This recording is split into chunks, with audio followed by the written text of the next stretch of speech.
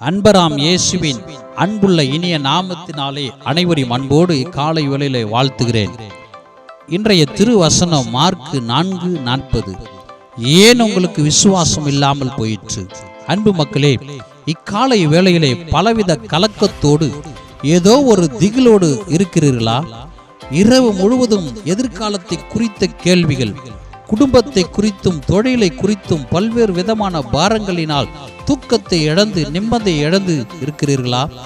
இயேசுவோடு பயணித்த சீசர்கள் இப்படிதான் திடீரென வீசின சூறாவளி பெருங்காற்றினால் கடல் கொந்தளித்ததை பார்த்து தங்களால் இயன்ற முயற்சிகளை எடுத்து எப்படியாக தப்பித்து விடலாம், படகை திசை திருப்பி இந்த பெரும் சுழல் காற்றிலிருந்து பாய்களை திருப்பி காற்றிலிருந்து அலைகளிலிருந்து தப்பித்துக் கொள்ளலாம் என்று வகை தேடினார்கள்.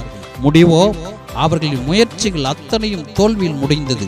இறுதியாக ஒரே வழி, இறுதியாக ஒரே மூச்சு, ஒரே அழைப்பு, ஒரே அபயக்குரல், போதகரே, இயேசுவே, நாங்கள் மடிய போகிறோம், உமக்கு கொஞ்சம் கூட கவலை இல்லையா என்று மரண பீதியில் கூறுகிறார்கள், கதறுகிறார்கள். காற்றையும் கடலையும் அலைகளையும் உண்டாக்கின இயேசு எழுந்தார், காற்றை அதட்டினார், கடலை இறையாதே, அமைதலாய் இரு என்றார். உடனே அமைதல் உண்டாயிற்று. ஆண்டவராகிய இயேசு சீசர்களை பார்த்து கேட்ட முதல் கேள்வி, ஏன் இப்படி பயப்பட்டீர்கள்?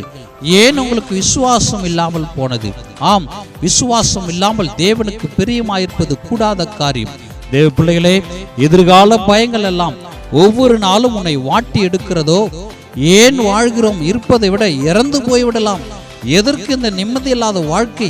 எங்கேயாவது போய்விடலாமா என்று யோசித்து புலமும் உன்னை பார்த்து கர்த்தர் சொல்கிறார், ஏன் பயப்படுகிறாய்?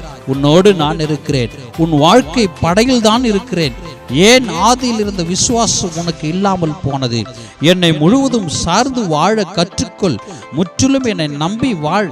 4 திசைகளிலிருந்து வரும் பேரு அலைகளை கண்டு பயப்படாதே. புதிய வாசலை, புதிய பாதையை திறக்கிறேன். இயேசு நம்மோடு இருக்கிறார். வாக்குரைத்தவர் நம் பட்சத்தில் இருக்கிறார். அவரை நோக்கி கூப்பிடு. இன்றே அற்புதம், இப்பொழுதே ஒரு நிம்மதி, இன்றே ஒரு அமைதி, இன்றே ஒரு புது நம்பிக்கை இயேசு தருகிறார். இனி நீ தனித்தவன் அல்ல, நீ தனித்தவள் அல்ல. சர்வ வல்லமில்ல தேவன் உன் படகில் உண்டு. அவர் எல்லாவற்றையும் பார்த்து கொள்வார். அழைத்தவர் உண்மையுள்ளவர், நிச்சயம் கைவிட மாட்டார். பயப்படாதே என் அன்பு மகனே, மகளே, இயேசு நம்மோடு இருக்கிறார். ஆமென்.